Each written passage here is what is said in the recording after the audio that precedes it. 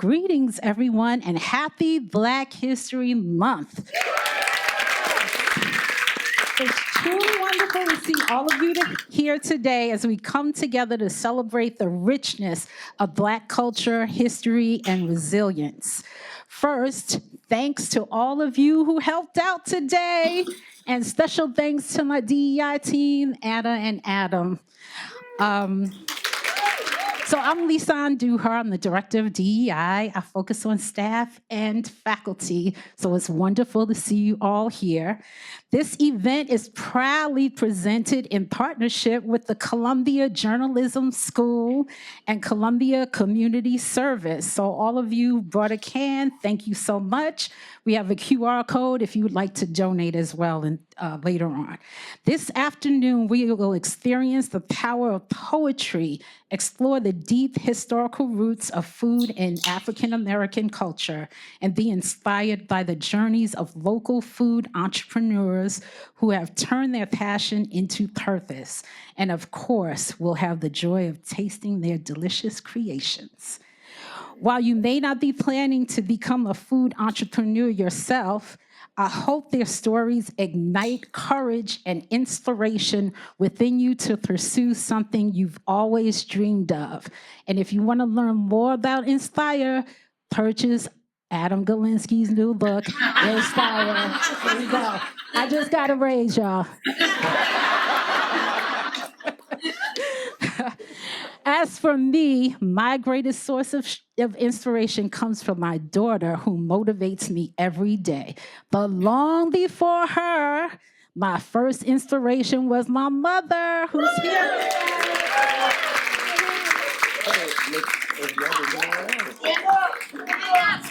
Stand up, stand up.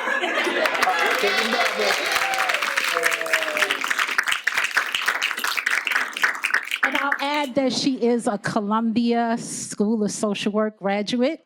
So, she's family. With that, I officially welcome you to this special gathering. Let's celebrate, learn, and be inspired together. I'd now like to introduce you to our MC, Curtis Sherrod. Curtis is the president and CEO of All Things Traffic, Inc., and he specializes in programming and operations in regards to engagement and community outreach. He is an award-winning expert in producing multicultural, multi-generational events, and he is one of my longtime friends. He's like a brother to me, and welcome. How y'all doing? Y'all good? Oh, y'all good. So what I want to do is just set the stage for what's going on today, all right? So imagine we're in Harlem. It's back in the day. Hidey, hidey, hidey, hide. I'll let you down, y'all. Hidey, hidey, hidey, hide. It's that period, right? And just like now, how many people rent in New York City? Raise your hand. It was always rough. Rent was always rough. And so what we're doing right now is something called the rent party. If you notice, you see the little trinkets and toys and dominoes and things. Back in the days, if you had an apartment and you couldn't afford it by yourself, you would get your little friends together and you'd have a rent party. You know, someone would make potato salad. Someone would make chicken wings. Who here likes chicken wings? Y'all are getting robbed. Because when I was young, when you ordered a chicken wing, you got the whole wing. Now it's like you got a flat, a drum. What the? Anyhow, that's a whole other thing. Are there any Knick fans in the house? Yeah. I wore my Knick colors today to represent. Yes. Also, the first black Knick player was Nathan Clifton Sweetwater, who lived across the street from me. And so I just wanted to give respect to him for Black History Month. Now, and since we're talking about chicken wings, just know, buffalo wings was invented by a brother. Look it up. Yeah. Right? Some people dip it in, what, blue cheese? Some people put in ranch dressing. Ranch dressing was invented by a brother. Look it up. Mm-hmm. That's facts. Now, in life, it's all about relationships. Who agrees? Yes. About relationships. I've known a talented poet for over a decade. He is amazing. He loves his people. And more importantly, he's here today. So without further ado, I would like to bring on my homie, my boy, and the poet they call D Black. Give it up for D Black.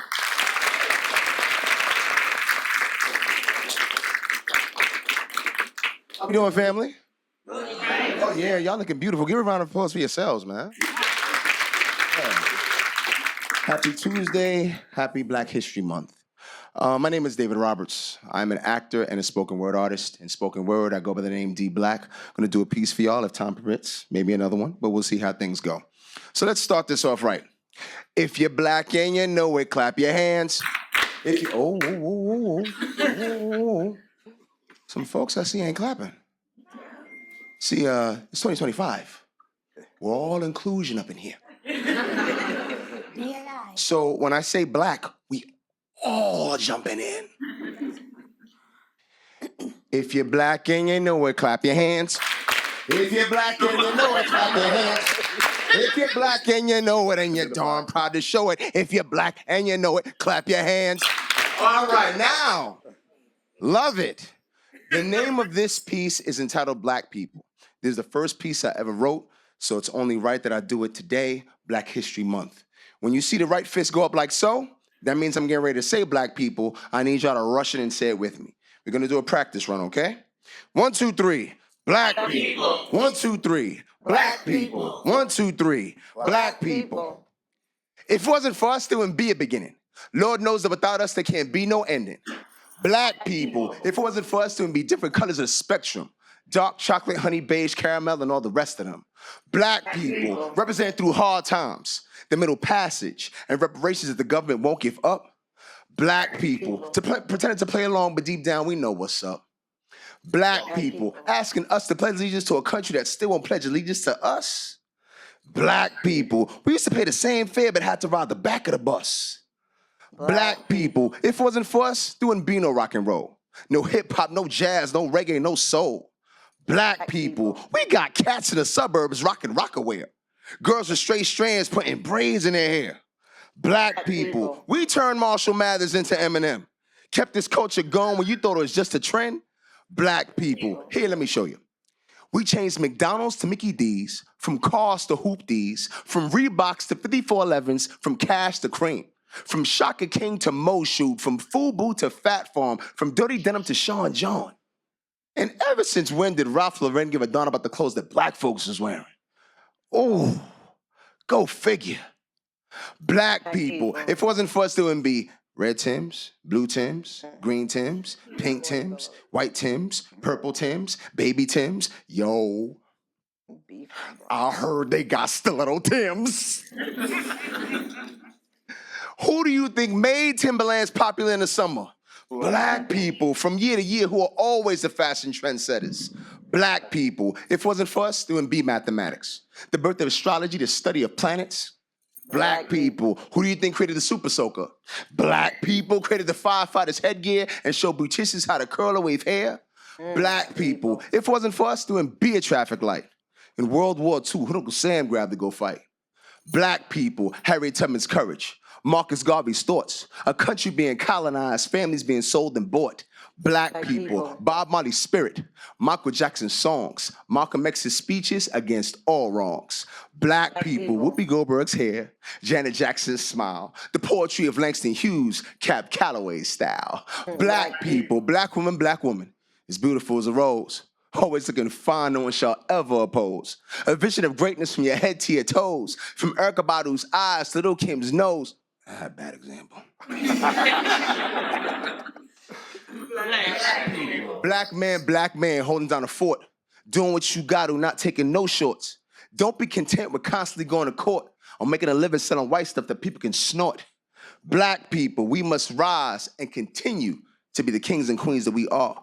We've come a long way, but to go we still have so far.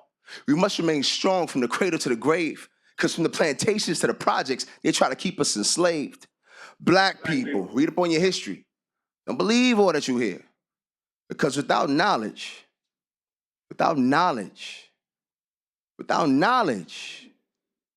all that's left is fear. All right. Black people.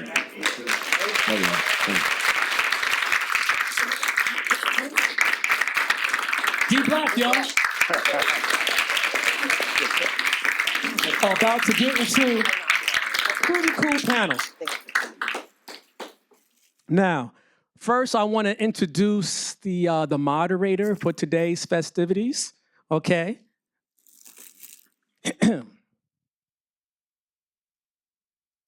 Journalist and filmmaker Ty Lawson is the Joan Connor Visiting Professor of Journalism at the Graduate School of Journalism. He was recently selected as the Fulbright Specialist by the U.S. Department of State. Ty spent the past summer as a scholar in residence at the Columbia Global Beijing Center. He is currently working on a documentary examining the impact of the criminal justice system on the families of victims of those incarcerated. He's a member of a bi-coastal team from Columbia Journalism and Stanford University School of Engineering that won a Magic Grant from the Brown Institute for Media Innovation.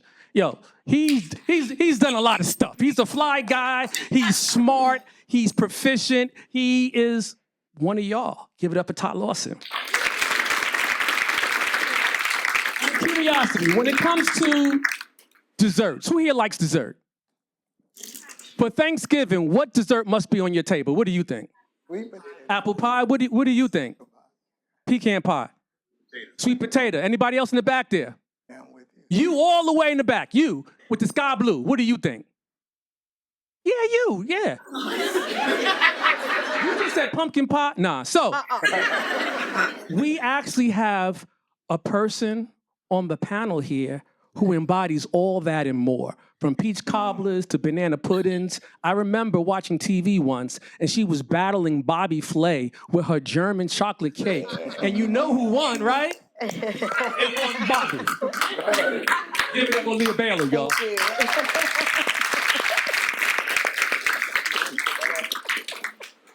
Now, we have my man Michael Nichols in the building. Michael Nichols, raise your hand. Now, he is the co-founder of that. He was born and raised in Flatbush. Is Brooklyn in the house? Oh, yeah. Anyways, Mike Nichols is a creative entrepreneur and cultural strategist with deep roots in fashion, hospitality, and community building. As the co-founder of Deem, a globally recognized streetwear brand, Aunts and Uncles is a pioneering plant-based concept shop. He seamlessly blends design, food, and storytelling. Mike is a reflection of his commitment to innovation, culture, and creating spaces. Let's give it up for Mike, y'all.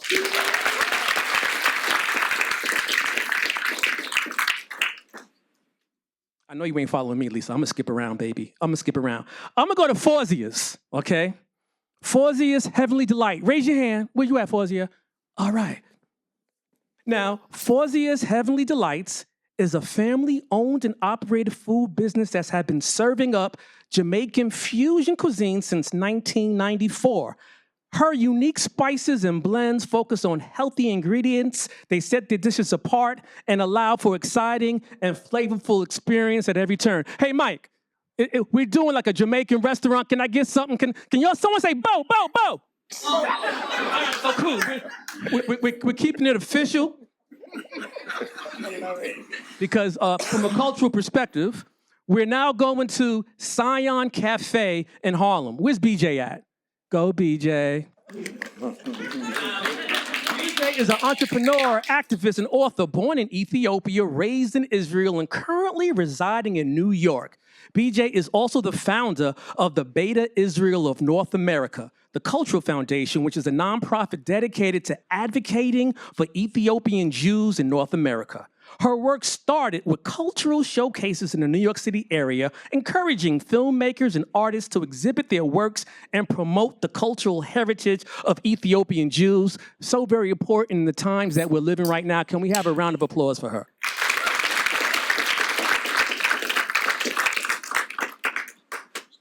Now, I've lived in every borough. I'm a fourth generation New Yorker.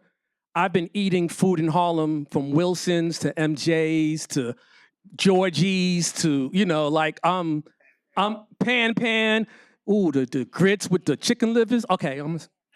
Now, one restaurant that has always been in my family's Rolodex is Charles Chicken.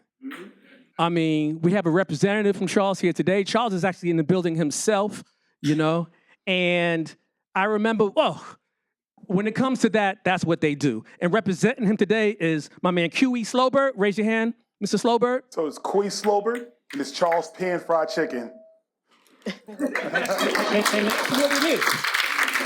Now, I remember when y'all was on Frederick Douglass. I remember when y'all was on St. I remember like at least 6 times I would travel to get to you. So thank you so much for being in the building.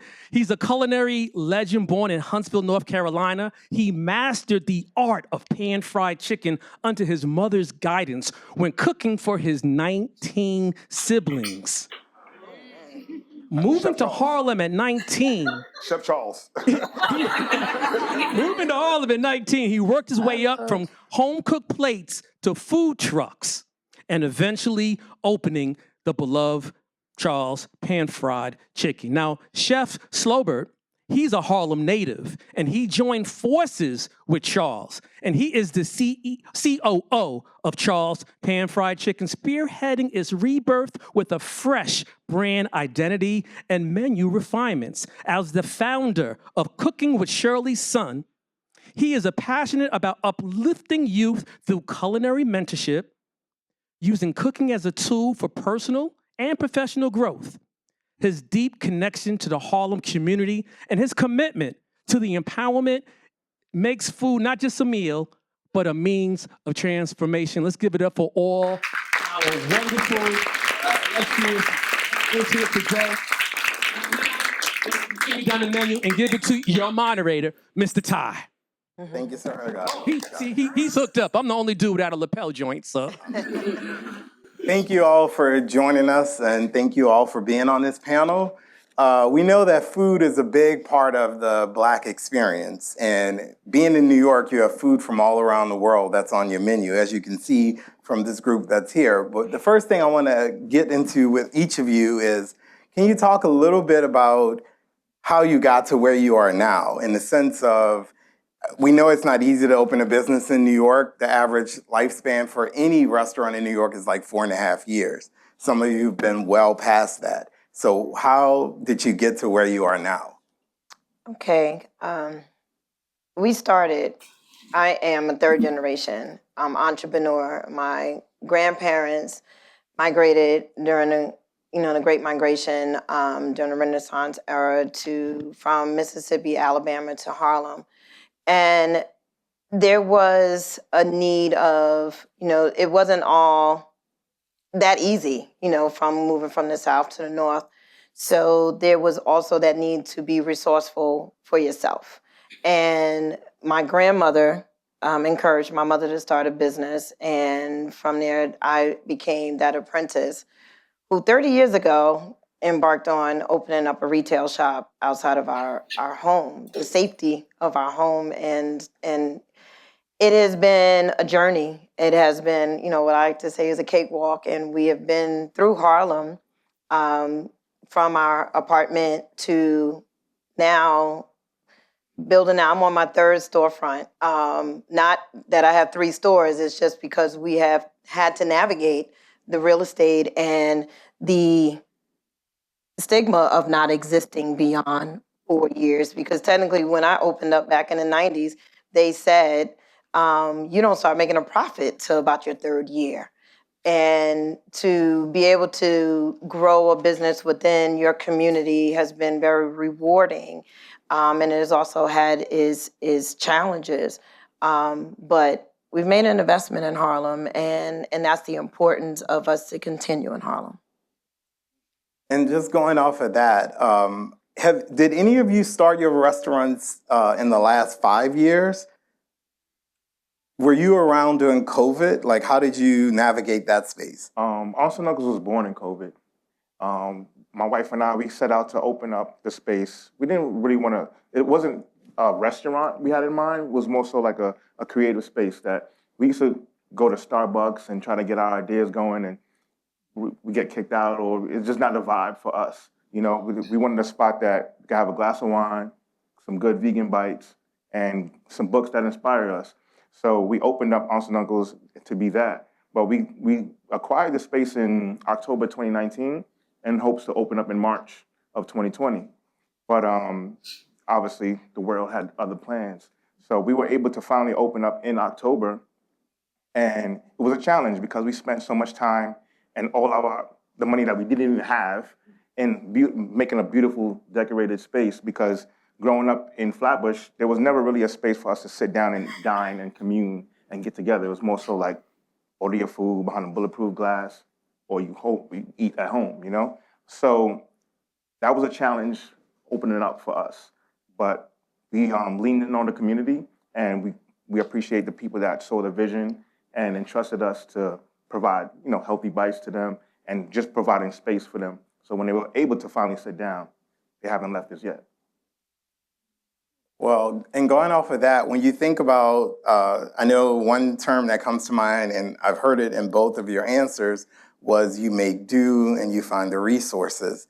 And that's something we always have had to do as a community. So in having a business, which is retail, restaurant business, is not very easy, but you rely on your community to show up, and you show up for them constantly. So what are you doing to maintain those relationships and also go beyond just Flatbush to all of New York?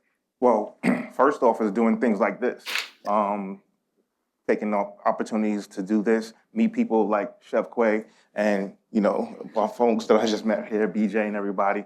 And, but thinking outside of the box more than anything. I was afraid to open up a space that's called a restaurant, and I didn't want to open up another retail space. It just had to be a hybrid, because I just knew, like, our interests, my wife Nicole is here, she's the other half of Aunts and Uncles. Coming from hospitality and just making sure people are taken care of, we just had to figure out a way, how do we do that inside this space, but outside the space as well? How do people feel like they're being taken care of, even though they're not in 1407 Nostrand Avenue? So it's just also reinventing ourselves, thinking outside of the box, and doing things that excite us. If it excites us, then that means somebody else will get excited as well, too. And going off of that, the world we're in now, everyone uses social media. That's like a big thing. So there's Instagram. I know when I first looked you up, it was my friend shared your Instagram page, and I was like, okay, we've got to have him. And then I reached out to you because I was curious about what you all were doing, particularly that you're doing vegan food. And that's not an area we always think of when we think of food that's served to like the Black community. So I thought it was important that we highlight that as well. But I'm curious to know, are you all relying on social media? Since we're in a business school, I'm kind of trying to stay in that lane of asking some stuff related to how you're surviving. Are you thinking outside the box in the sense of, are you relying on social media to get the word out about, we know who you are, and of course we have had food at your places, so we can say it's great, but what are you doing to reach out to people who may not live in your neighborhoods? Talking to me? Any of you can answer my bad. that. I don't want to take Yeah, any of you can answer that, yes. Sure. So, chef and owner of Sion Cafe, Ethiopian plant-based restaurant. We opened into 2014. And basically, I started by promoting and bringing awareness on the Ethiopian Jewish culture.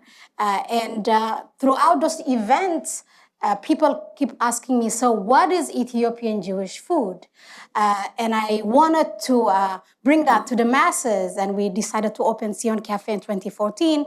And we've been there for the last decade plus. We hit COVID, we did well because the whole mixture of being Ethiopian, Israeli, Black woman, and a New Yorker, it kind of created a curiosity. How do you bring this cultural component on a menu? And we managed to do so. So there was a great interest within New Yorker and beyond. But when COVID hit, we basically had to be very creative and pivot in a way that we had to do a lot of grab and go, and we were able to feed essential workers and partner with nonprofit organization in order to maintain and sustain ourselves, and eventually to pay our workers with livable wages. So that we managed to survive COVID. And in terms of bringing people to Sion Cafe, I would say overall, social media is great, but you have to cater to different type of people in order to attract diversity and different, I would say, a different way of different people, a different type of cuisine in order to attract different customers. So myself being an Ethiopian and Israeli and serving as well kosher and plant-based, I cater to many groups, and we manage to be inclusive and invite people to sample our food. For us, I think just as a business person in general, like social media just has to be in your toolkit. It's not a thought or like an afterthought. A plumber is not going to work without a wrench. It's not happening. So if you're investing in business right now, you have to have social media. It's just a tool to get the word and amplify your efforts that you're doing beyond your neighborhood, beyond your brick and mortar location, especially if you have a brick and mortar location. You have an opportunity to speak to the entire world with your page, so why not take full advantage of that?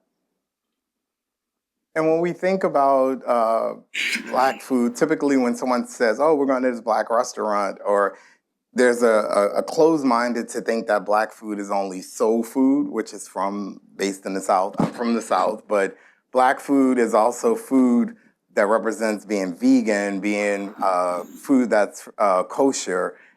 So it's great to see we have a variety of different types of food up here, and they're all still a part of the Black diaspora. So I'm curious to know, do you all face any shock or surprise, being that they're not just the traditional soul food restaurant? Like, is there any pushback from that? Well, just to emphasize in terms of being the vegan and kosher, Ethiopia is the birthplace of mankind. So talking about if you Black, clap your hands. So everybody is basically coming from the motherland, Ethiopia. And from there, we spread throughout the world and kind of, in Europe and so forth. So if you claim it or not, you have Blackness in you regardless, because we all come from Ethiopia. That's one thing. But to emphasize on the aspect of being only soul food, throughout Africa impacted immensely on the cooking and the flavors of the African American cuisine, or soul food as you call it. So everything came from Africa, from the motherland. So we cannot categorize or box soul food only to a particular region or area. If going from okra to sorrel, going to rice, and so forth, everything came from Ethiopia. So African or Black food or soul food is very much diverse, flavorful. Not only soul food is going from, even in Ethiopia itself, the aspect of being vegan and gluten-free is within the tradition, is not something trendy that all of a sudden people figure it out and I'm vegan, I'm gluten-free. Going from teff, which is the national grain in Ethiopia, where we make our bread, which you're gonna sample here tonight, and and so on. But that's the beauty of the African cuisine and the flavors within the African diaspora as a whole, that Africa contributed to the cooking of America somewhat. Yeah, very much agree with everything that you said. So my name is Fauzia Amina Rashid. I am co-owner of Fauzia's Heavenly Delights.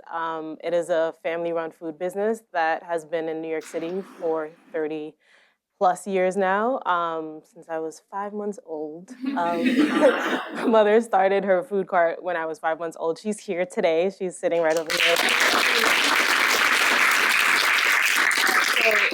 My mom, born and raised in Kingston, Jamaica. So we categorize our food as Jamaican fusion, heavy on the fusion. The reason I'm answering this question is because Jamaican people, Caribbean people in general, can be very, very particular about the way that their food is made, okay? So that has been just an experience in itself, because we cook our food very just unconventionally, right? So we have things like the jerk chicken, curry chicken, rice and peas, steamed cabbage. But every single day, we have a vegetable that is unique to us. For example, we make things like lentils and spinach, or potatoes, spinach, and carrots, or just whatever we feel like making that day, just to kind of express our creative side. And one of the biggest things I've realized and noticed with the cooking of our food is how the spices that we use are truly seen throughout the world, and we're just using it in different ways, right? Like things like pimento seed or curry or sorrel, right? Hibiscus. Like you see these things in Africa, you see these things in Asian countries, in Middle Eastern countries, in the Caribbean, and we just use them differently, So it really is truly about the diaspora, as you were saying before, and just, just making the most of cooking and understanding how that works for you creatively. And I think truly that is one of the main things I think that has put Fauzia's on the map is how creative that we can be with our food, and why people, for the most part, remember us, right? Like it's very unique. It's something that people kind of come across and they're like, yes, this is a very unique, distinct flavor because of our ability to kind of use flavors throughout the diaspora, throughout the entire African diaspora. If I could jump on that as well too. Like, I remember when we were opening, a friend of mine said, "You open up a plant-based restaurant, but what about? Why are you not thinking about the demographic?" And I was like, "Man, your mind is so closed and tunnel vision. Like, I must be thinking too big, because I'm thinking about the world, and I'm thinking about there's so many people that are naturally plant-based, and some people definitely did jump on the trend at one point in time, but there's people that have dietary restrictions that are being overlooked all the time. So whether they're allergic to gluten, allergic to any like nuts, whatever it could be, they just need a safe space to eat. And we leaned into different ingredients to tap into our traditional dishes. Like we do a saltfish, but made of hearts of palm. We do a lobster roll made of hearts of palm. So we try to figure out ways that you could use fruits and vegetables and bring it in another way, but still put our foot in it at the end of the day. That's important. Well, I want to give one little side note. BJ has a book coming out in April, so I would encourage you all to check it out. There's a little flyer on her table, and you should definitely look into that. Can you all talk about what are some of the dishes that we'll get to sample today? Well, we brought our lobster roll, so I'm just let that be known. Shout out to the New York Times for making it, what it is. So, but that's definitely going to be here, and we got some corn cake and some patties from our Haitian bakery next door. One of our neighbors, we believe in like blue ocean strategy, right? Instead of competition, we believe in collaboration. So we collaborated with the Haitian bakery next door. And plus, we couldn't figure out how to make a patty anyway, right? So it was just like, yo, they know how to do it. I know how to make the filling. So we know how to make the filling. So they made the crust and they made it vegan. And that was fun because they never made anything vegan before either, too. So it was like, you need no eggs. You know what I'm saying? So we pushed them and we pushed each other and lift each other. So the block is what it is today. And anyone else want to share what they got today? My name is Chef Quee from Charles Pan Fried Chicken. We're going to give you that soul food they're talking about. We're going to give you that authenticness of Charles Gabriel, who was working on plantation with his mom, would come home and focus on that chicken. He went through a lot. He's outside right now, but in a few words, but he's amazing. From 4 years old, being rocks thrown at him as a kid going to school and seeing hangings, coming to Harlem and seeing black people, they held her high and he didn't want to go back. He created a platform for me, so I had a cheat code. I had Chef Charles. He'd been in Harlem for 50 years, serving by himself with his wife, and she rests in peace. But during COVID, we was born in the dark, like they say. We spawned in COVID. He was feeding the homeless during COVID, and I saw him on TV. I went down there to work with him. He told me that his restaurants are closing, and that couldn't happen. He was a staple. He fed many families, my family, when we was hungry, and we kept it going. We opened 4 restaurants in 13 months. We had to sell one because of demographics, but we sold it to a Jamaican store. So, we kept it in the family. But right now, we are soul food based. Not that we only do soul food, but you do have Jamaican by Charles. You do have vegan by Charles. You do have Creole by Charles. So we do a lot. But in our community, we keep the price point where it should be. So we do soul food. You know, you come in, have something good to eat. Not that you can't make it at home, but you're tired. You have kids at home. You come through and you eat. So today we got some pan-fried chicken for you, the world famous, with the homemade cornbread and some sugar cane infused honey. Yeah, we do infused too. Infused honey. So that's what we have for you today. But hope you enjoy it.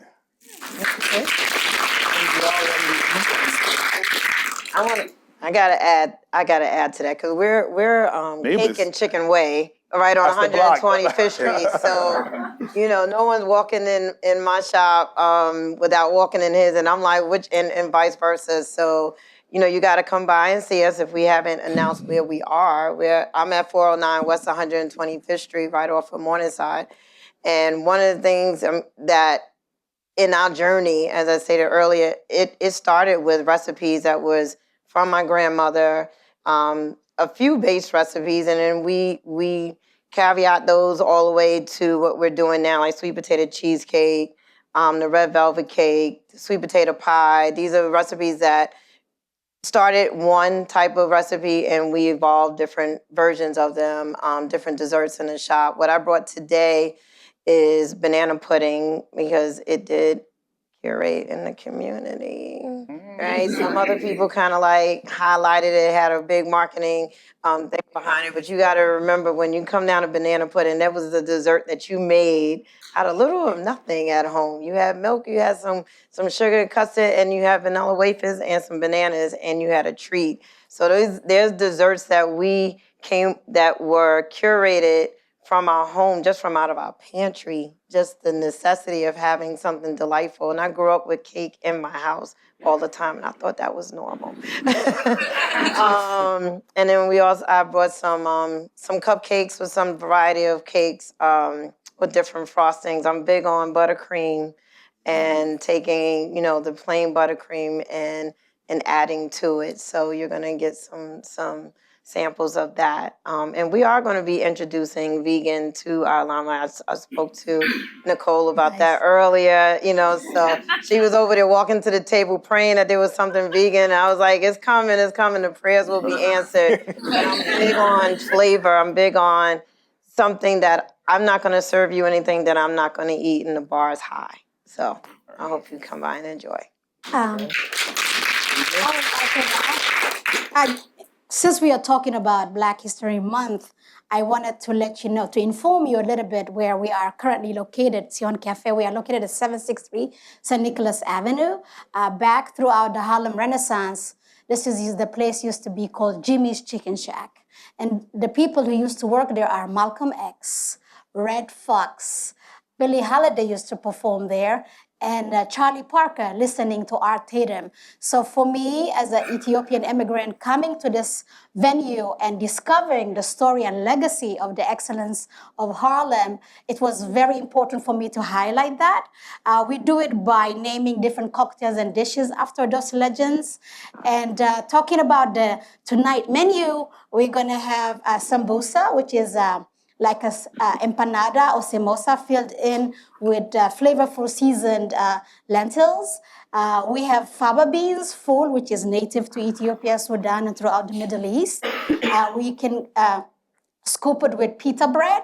And we have, for those who don't want to eat gluten, we have crispy plantain marinated in salt and vinegar to make it a little bit nice and crispy.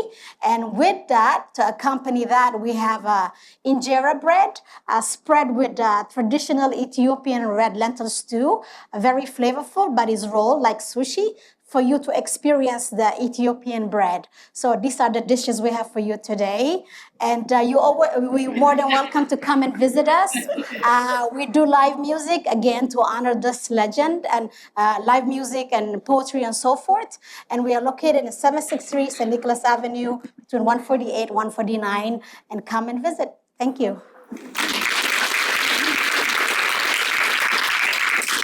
Yes, so Fauzia's, part of our business is a food cart. We have many different sects of Fauzia's. So part of our business is a food cart. So we move around the city. Primarily, we are in the Bronx, 161st and Concourse Village West, over there by the DA's office in the courthouses. Sometimes we are here, actually, right over here in between the two buildings, primarily on Wednesdays. But the best way to find us is, for the food cart specifically, is on our Instagram. We post our menu. It changes every day, so we post our menu and our location every day if we are working. And then we also have a residency at Governor's Island. So that starts in May and it goes through October. And then we also do caterings as well. So in terms of what we're serving today we have a jerk chicken. Our jerk chicken is special because it is a family recipe. When my mother first started vending. So similar to Aaliyah, it's a generational thing, right? So my mom, she came here, had a job, like a regular job, and just wasn't fulfilled at all, emotionally, financially wasn't fulfilled. My grandmother would visit her, and eventually she was like, listen, you gotta do something else. Like, clearly you are incredibly unhappy, like you're not making a lot of money. We got to get this going. And she was actually an entrepreneur in Jamaica. So she already, had her own businesses and things like that. She was like, I think that you should go ahead and try to start vending at some of the street festivals that Harlem used to have a lot more of back in the day. Did that, and eventually she started doing the jerk chicken. But they went to like the wholesale supermarket, got the jerk chicken there, and grandma was like, you can't, like, this is disgusting. Like, you cannot serve this. So they went to work and decided to make their own recipe. Lots of trial and error, but eventually they came on something, and that, I think, is the jerk chicken specifically, I think, is the thing that has put us on the map. It's really good. So that's what we have today. We have our jerk chicken rice salad. We also have a grilled chicken if you don't do the spice. And then we have something for our vegans as well. We have a curry soy strips, also with rice and salad. It was great. I walked around when I was introducing, trying to see everyone, and I really wanted to sample everything. So I encourage you to, get in line, but make sure I go first, and then y'all go. No, everyone's food looks good, but what's important is I would hope that once you sample what they have here, you consider visiting some of these places, just to explore other places. Like the minute I've been to Charlie's Pan Fried Chicken a bunch, just being up here, Charles, and I've also been Make My Cake a lot. So now I'm curious to try the others, and when I looked at Aunt and Uncle's Instagram, I immediately said, I'm coming. I saw you have a brunch. So on weekends, I was like, so I'm going to try their brunch on a weekend. So it's good if we can definitely support these businesses, but also I appreciate the fact that they're not just a business and a brick and mortar. They're actually a part of the community, and they're a part of this city. And so many restaurants don't last because they don't do that, and they don't pivot or think outside the box. But it seems like everyone here is thinking about what I can do to go beyond that time frame. And so that's very important. And so before we get to dig into their food, I don't want to, have us talking all day. I would like each of you to kind of give us a one line, invite us to your restaurant. This is a commercial. I'm making this into a commercial. So I want you to encourage everyone to try it. I'm going to try, but I want everyone here to join me. So I need you to sell it for me. Okay. All right. We are built on making sweet memories. So that's our baking comes from tradition, heritage, and when you walk in, you're all about comfort. So everything that you think you wouldn't have, and again, we're doing that for you. So that sweets that your mom used to make, we got that chocolate layer cake for you. We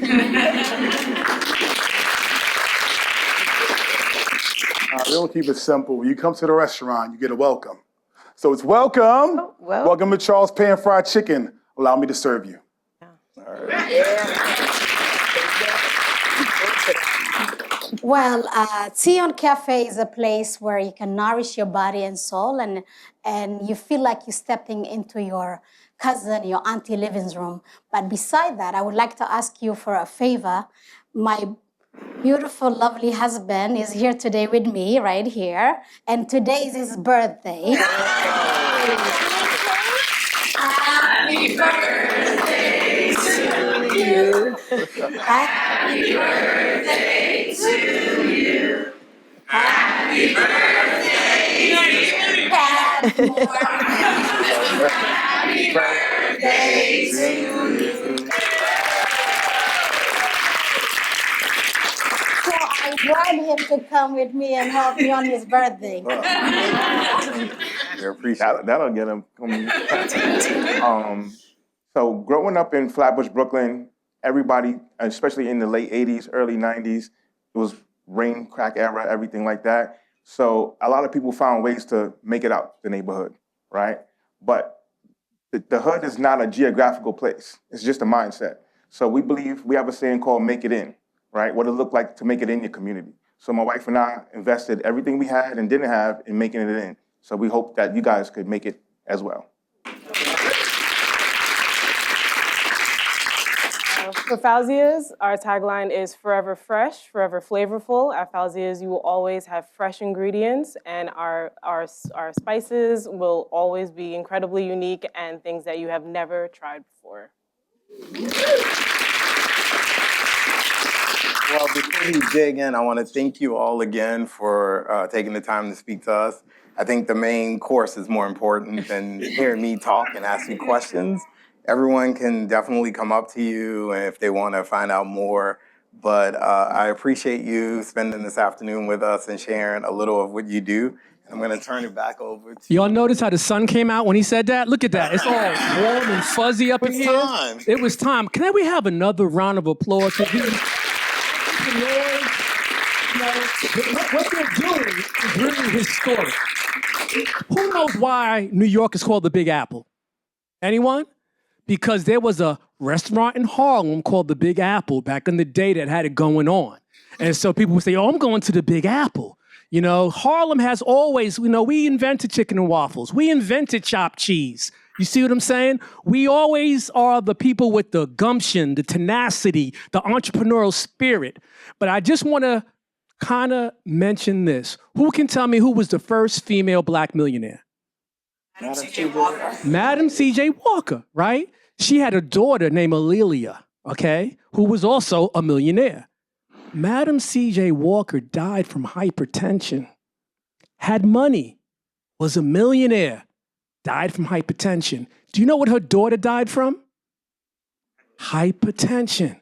So what I'm saying is this, what that gentleman was saying. We got to get our minds right as well as our health and our bodies if we want to be here to serve our community, to serve our people, to take us to the next legacy. We can't keep doing the same things.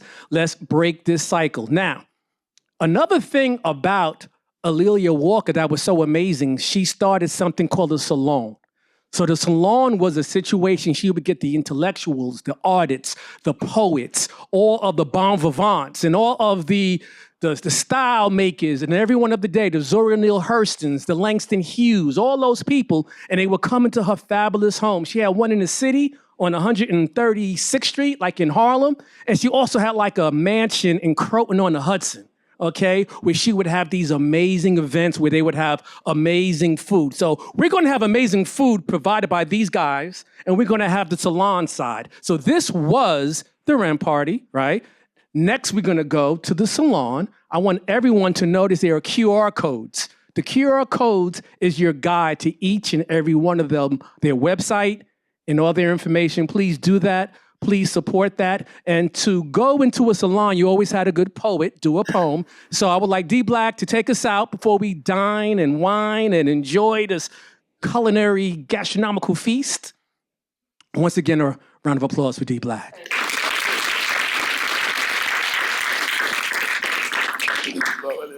Family, how we doing? Good. Good? Since we're talking about entrepreneurship, business, how many people, I'd love to hear by a round of applause, how many people are fans of hip-hop? Good. Hip-hop just celebrated its 50th, yes? Yes. And it's really interesting to see how hip-hop has grown from the baby that it was to the multi-billion-dollar business that it is today. And as we listen about business and entrepreneurship, I wrote a piece because I feel that there are individuals that owe apologies to the Black community. But at the same time, I do feel that those apologies will not be made. So I've taken it upon myself to make the apologies for these people. And I hope that everyone listens when it comes to business, when it comes to entrepreneurship. Listen to what this character went through and listen to what this character did in regards to what he think he had to do in order to make it. And the name of this piece is entitled, I Apologize, Part 1, The Rapper. I apologize. I apologize for being a rapper that floods your airwaves with songs that deprave your kids' minds, making them mental slaves. I apologize for writing rhymes about crimes never committed.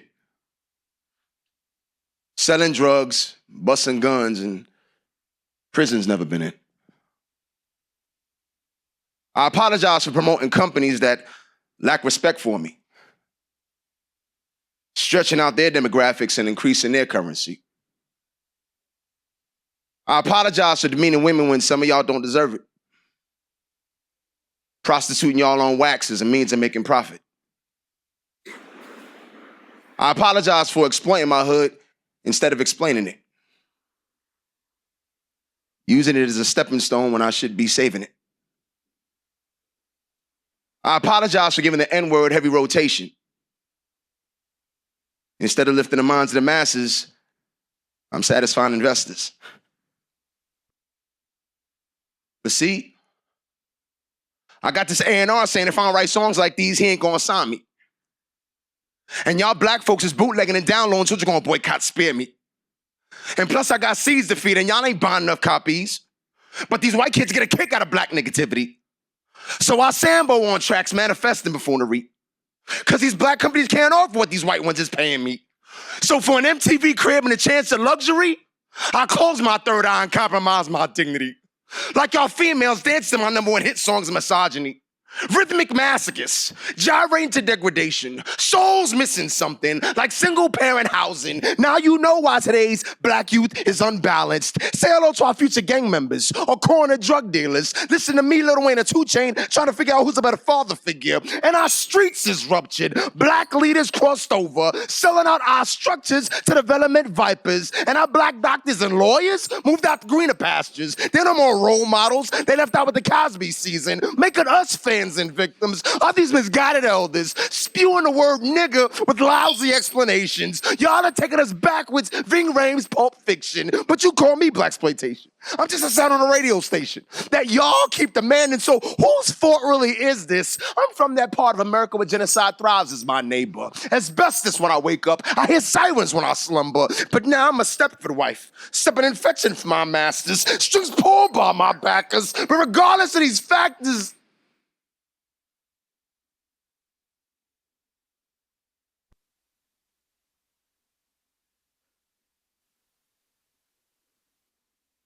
I'm the one in control of my actions.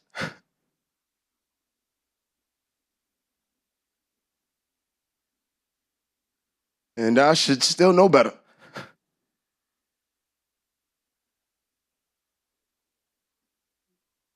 So,